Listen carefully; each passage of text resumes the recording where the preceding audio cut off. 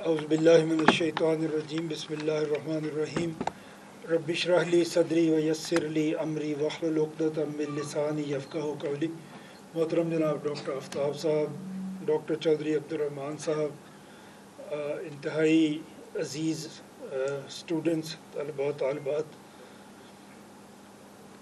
چوئی صاحب نے بھی بات کی پاکستان کے مستقبل کے بارے میں، پاکستان ہم کیسا دیکھنا چاہتے ہیں، کیسا پاکستان ہو جو آپ کے مستقبل کا ضامن ہو۔ جب ہم ملک کی ڈیفینیشن پڑھتے ہیں مختلف پولیٹیکل سائنس کی کتابوں میں، تو سات چیزیں ایسی ہیں جو ماڈرن کنٹریز کو بنانے کے لیے ضروری ہیں۔ اس میں سب سے پہلے جو ذکر آتا ہے وہ پبلک ویلفیئر ہے۔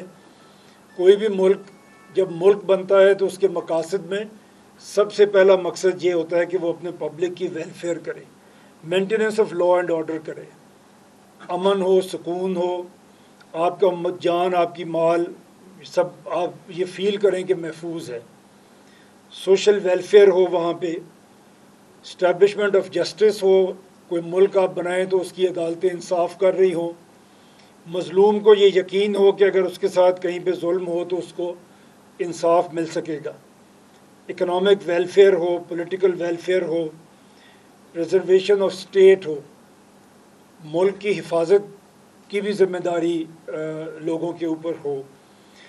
یہ سات ایسے عناصر ہیں جو مل کے ایک ماڈرن اسٹیٹ کا وجود میں لاتے ہیں۔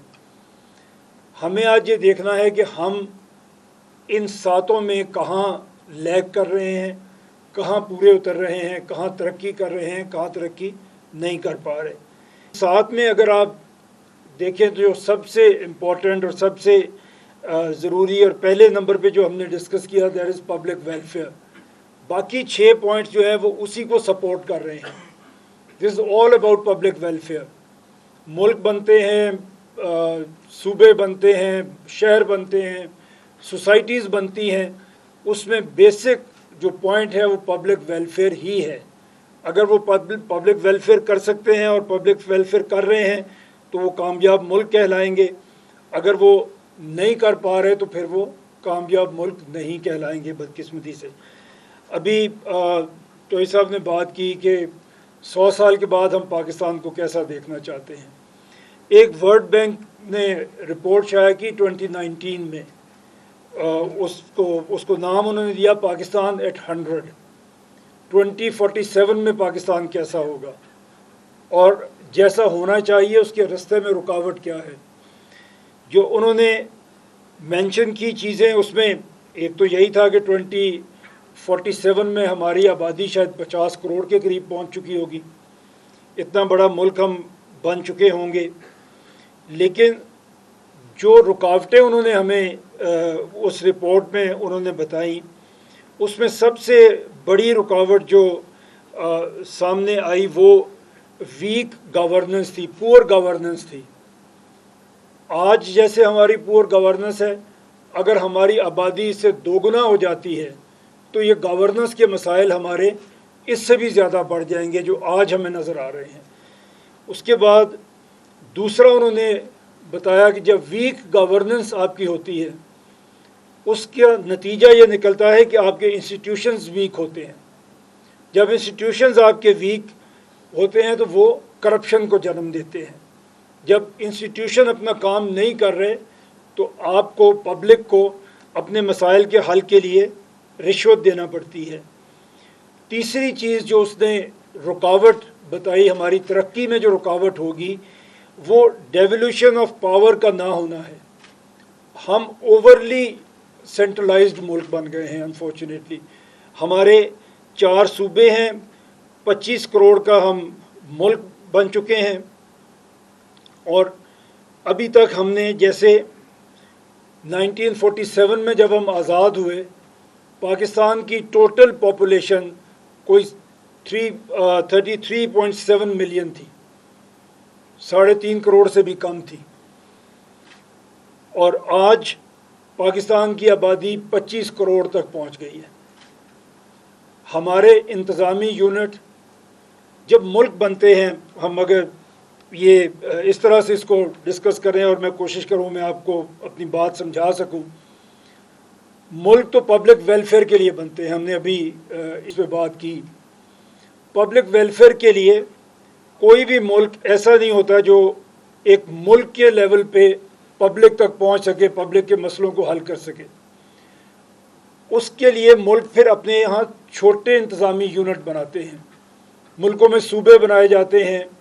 آپ نے دیکھا جیسے امریکہ میں اسٹیٹس ہیں، باقی اس طرح ہر ملک میں صوبے ہیں، کہیں پہ اسٹیٹس ہیں، اور پھر ڈسٹرکٹ گورنمنٹس اور لوکل گورنمنٹس بنائی جاتی ہیں۔ عام طور پہ 3 ٹیئر گورننس جو ہے وہ ملکوں میں ہوتی ہے، ایک فیڈرل لیول پہ، ایک صوبے کے لیول پہ، اور ایک لوکل لیول کے اوپر۔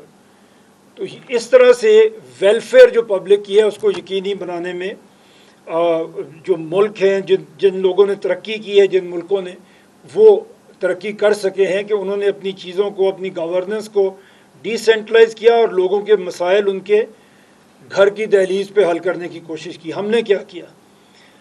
47 میں جب پاکستان بنا تو پنجاب کی آبادی 20.6 ملین تھی، 2 کروڑ کا صوبہ تھا۔ آج لاہور شہر 2 کروڑ کے قریب پہنچا ہوا۔ آج پنجاب کی آبادی 13 کروڑ کے قریب ہے۔ وہی پنجاب ہے، وہی باؤنڈریز ہیں، لیکن آبادی 2 کروڑ سے بڑھ کے 13 کروڑ پہ پہنچ چکی ہے۔ اگر ہم اس کو سمجھیں کہ یہ ایک ملک ہے تو یہ دنیا کا 12واں بڑا ملک ہوگا،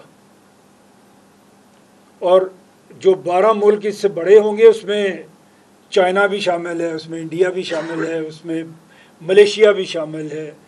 یہ سب ملک ایسے ہیں۔ ان کے بعد 12ویں نمبر پہ پنجاب بڑا ملک ہوگا اگر ہم اسے ملکوں کی آبادی میں لے کے جائیں۔ اسی طرح سندھ کی آبادی صرف 6 ملین تھی 1947 میں، جو اب بڑھ کے 55.6 ملین ہو چکی ہے۔ خیبر پختونخوا صرف 5.8 ملین کا صوبہ تھا، آج اس کی آبادی تقریباً 41 ملین سے اوپر جا چکی ہے۔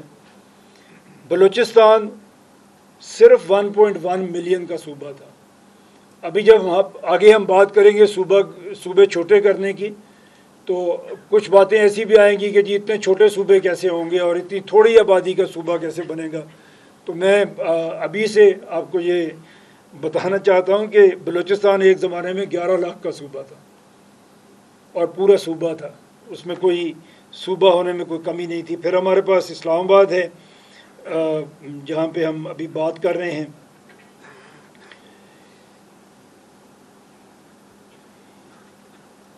یہ ہم نے دیکھ لیا جب ہم نے بات کر لی کہ ہم چھوٹے صوبوں کی بات کریں گے، اور آج کی بات ساری اسی پہ ہوگی۔ میں اپنی بات اتنی لمبی نہیں کروں گا، میں آپ سے صرف ایک ٹاپک کو انٹروڈیوس کرنا چاہتا ہوں، اور اس کے بعد میں یہ چاہوں گا کہ آپ کوسچن آنسر کے سیشن میں بات کریں جو آپ کے دل میں ہے اور جو آپ پوچھنا چاہتے ہیں یا جو بات آپ کرنا چاہتے ہیں۔ ہم نے ابھی بات کر لی کہ صوبے چھوٹے بننے چاہیے، انتظامی یونٹ چھوٹے ہونے چاہیے۔ ہمارے 1947 میں کم آبادی کے صوبے تھے، اب بڑھتے بڑھتے جہاں تک پہنچ گئے وہ بھی بات ہم کر چکے۔ ہم نے اپنے ایڈمنسٹریٹو یونٹس کو تقسیم نہیں کیا، اس کا کچھ نتیجہ بھی نکلا۔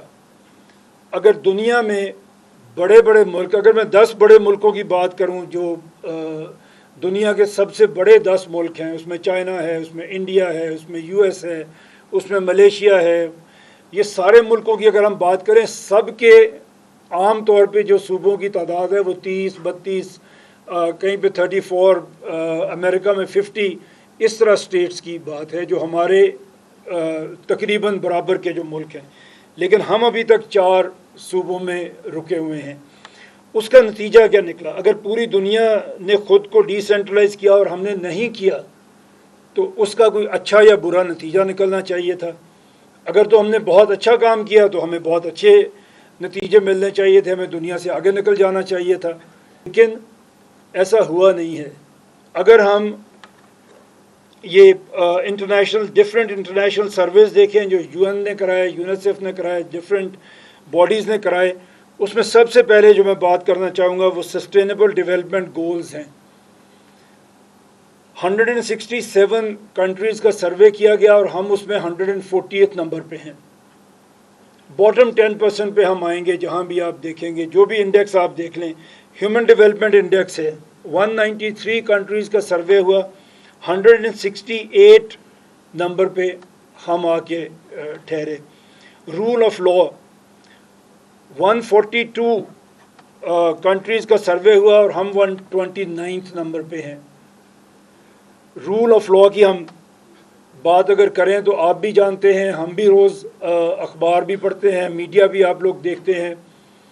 خدا نہ خواستہ ایک اگر قتل کا مقدمہ کسی پہ ہو, آپ کسی کا عزیز مرڈر ہو جائے یا اس کے ہاتھ سے مرڈر ہو جائے, اس کو کنکلوڈ ہونے میں اس ملک میں 16 سے 18 سال لگتے ہیں. ایک قاتل کو سزا دینے کے لیے ہمارے سسٹم کو 16 سے 18 سال چاہیے. اور آپ نے شاید پڑھا ہوگا 1-2 سال پہلے کہ 2 لوگ ایسے آئے سپریم کورٹ میں ان کے کیسز کے, جب سپریم کورٹ نے انہیں بری کر دیا تو معلوم ہوا کہ ان کو تو پھانسی دی جا چکی ہے. یہ کسی دنیا کے ملک میں ہوتا تو شاید پارلیمنٹ سب سے پہلے بیٹھ کے یہ قانون بناتی کہ ایسا پھر کسی کے ساتھ نہ ہو. انفارچونیٹلی ہم یہ نہیں کر سکے. گلوبل ہنگر انڈیکس میں 127 کنٹریز کا سروے ہوا اور ہم اس میں 109 نمبر پہ ہیں. ہم سب مسلمان ہیں, اکثریت ہماری مسلمان ہے اس ملک میں. ہمیں یہ بتایا گیا کہ اگر 40 گھر تک کوئی ہمسایہ آپ کا بھوکا ہے اور آپ کھانا کھا رہے ہیں تو آپ سے سوال کیا جائے گا. اللہ آپ سے پوچھے گا کہ جب آپ کا ہمسایہ بھوکا تھا آپ پیٹ بھر کے کھانا کھا رہے تھے. یہ سوال کیا جائے گا ہم سے. اور اس کے باوجود دنیا میں ہم 109 نمبر پہ ہیں. ہمارے بھوکے لوگ ہیں.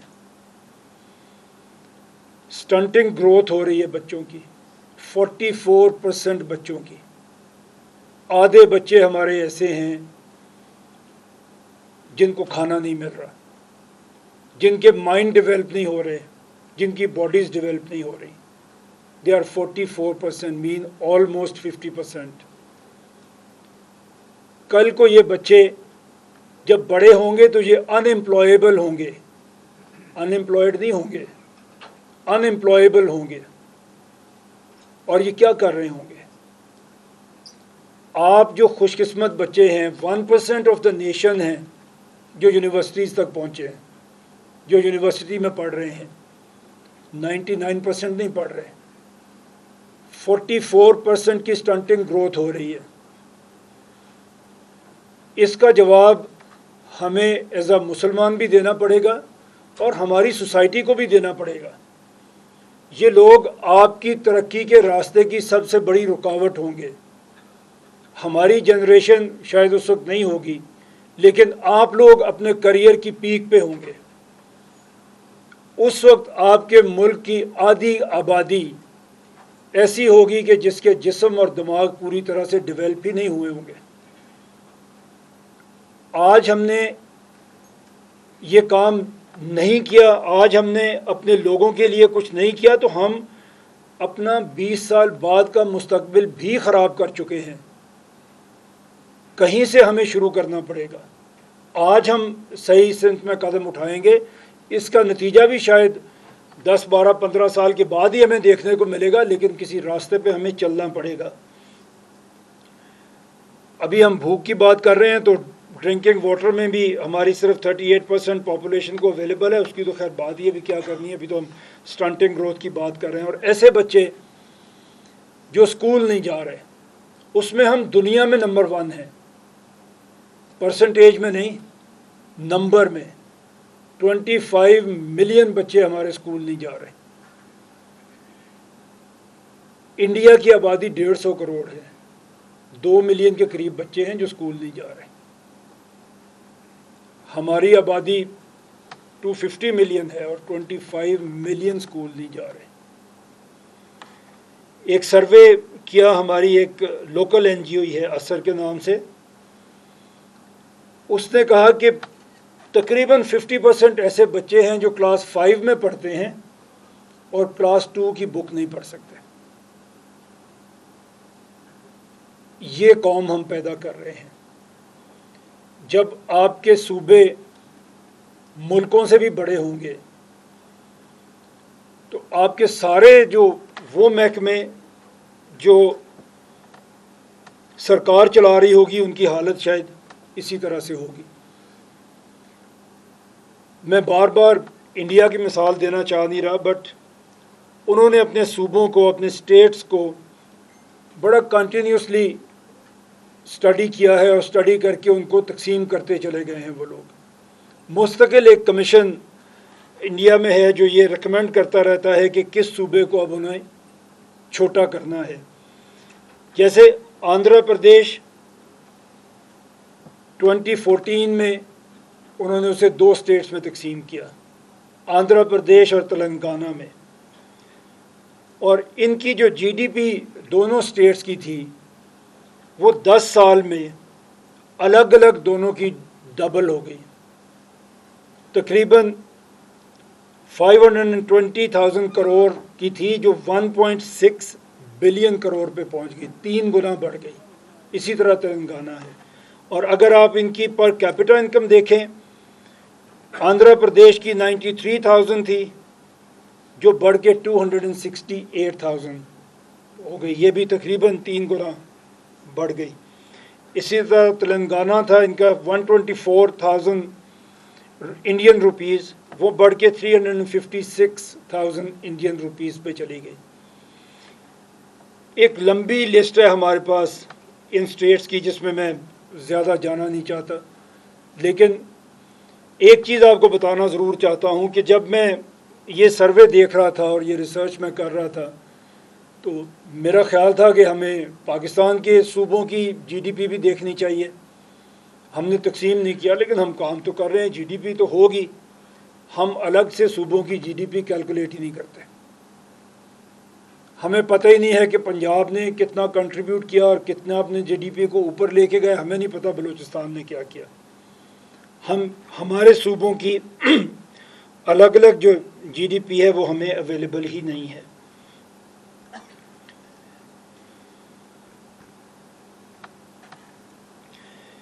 اسی طرح ہم جو یہ مسائل کی بات ہوئی آپ کے سامنے، تجویز ہم یہ کرتے ہیں کہ پاکستان کے تمام ڈویژنز کو جو 33 ہیں انہیں الگ الگ صوبہ بنایا جائے،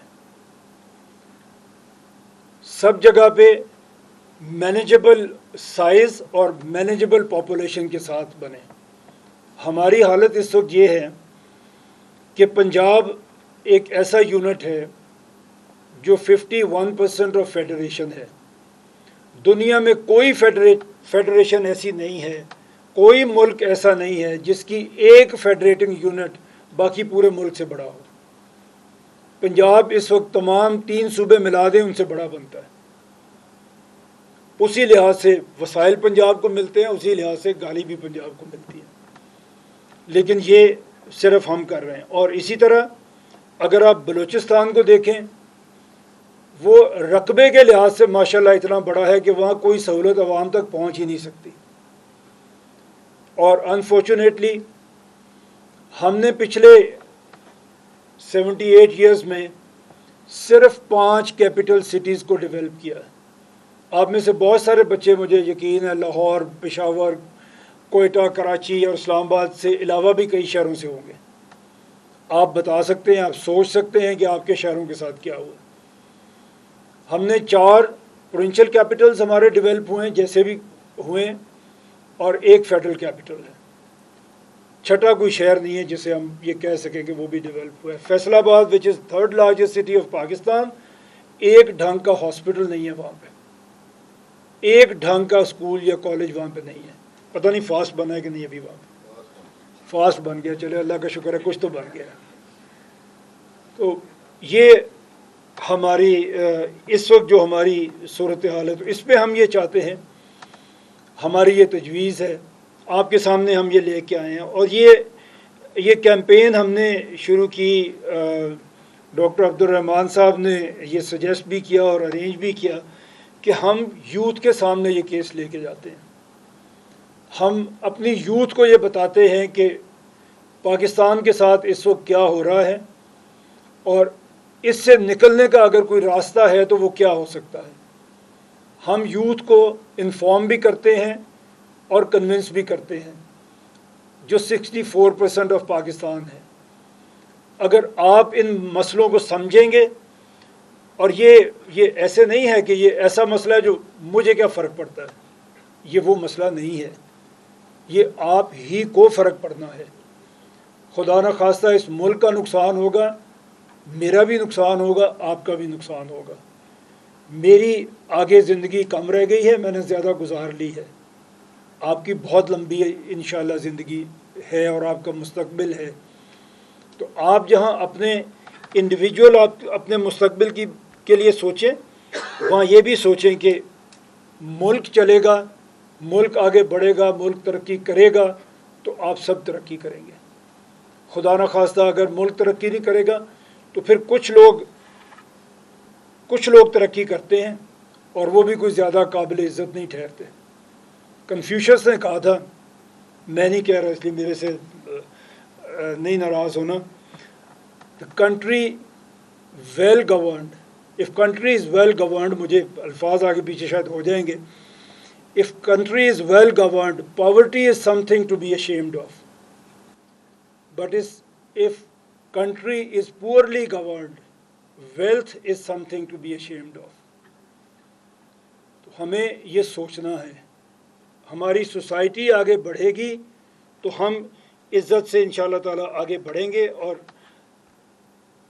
ہمارا باقی میں زیادہ تر باتیں اسکپ کر رہا ہوں بیکاز میں چاہتا ہوں کہ آپ میری بات سنیں، سمجھیں اور اس پہ سوال اٹھائیں تاکہ ہم اس بحث کو آگے بڑھائیں۔ یہ ون وے کمیونیکیشن نہ ہو، یہ ٹو وے کمیونیکیشن ہو، آپ کی بات ہو اور میں اس کا جواب دینے کی کوشش کروں۔ اور آئی ہوپ آپ کی ایڈمنسٹریشن کو بھی پتہ ہے، ہماری بھی کوشش یہی ہے کہ آپ ہر طرح کا سوال کریں، جو بھی سوال آپ کے ذہن میں آئے آپ کریں۔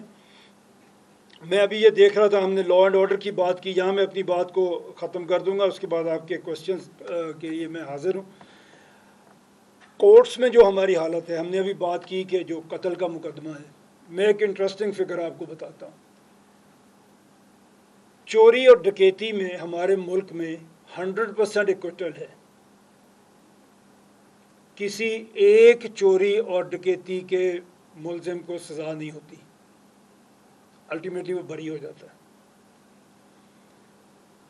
اور میں ظاہر ہے اس میں صرف عدالتوں کو تو قصوروار نہیں ٹھہراتا، ہمارا سسٹم یہ موقع دیتا ہے انہیں کہ وہ بری ہو جائیں، کوئی عدالت انہیں سزا نہیں دے سکتی۔ جو نمبر آف کیسز اگر ہم دیکھیں، سپریم کورٹ میں جو پینڈنگ کیسز ہیں، ایک جج کے سامنے تقریباً 3600 سے زیادہ پینڈنگ کیسز ہیں۔ جب وہ بیٹھتا ہے اپنی عدالت میں تو اس کے سامنے 15 20 25 30 50 کیسز ہوتے ہیں جو اس نے ڈیلی سنتے ہیں۔ Is it humanly possible? ممکن ہی نہیں ہے کہ ہو سکے۔ جب چیزیں ممکن نہیں ہیں پھر وہ نہیں ہوتی۔ اور اگر ایک جج کی کیپیسٹی سے اباؤٹ 10 کیسز سننے کی ہے، جب آپ اس کے سامنے 50 کیس رکھتے ہیں تو وہ کسی کے ساتھ بھی انصاف نہیں کر رہا ہوتا۔ لیکن ہم اس لیے شاید خاموش ہیں کہ 1%، 2%، 4%، 5% لوگ ہیں جن کو عدالت سے کام پڑتے ہیں، لیکن جس کو پڑ جاتا ہے اس کی زندگی برباد ہو جاتی ہے۔ کرمنل کیسز کی ہم نے بات کی، سول لیٹیگیشن تو کبھی ختم ہی نہیں ہوتی اس ملک کے اندر، ایک دفعہ شروع ہو جائے پھر کبھی ختم، نیور اینڈنگ ہے یہ۔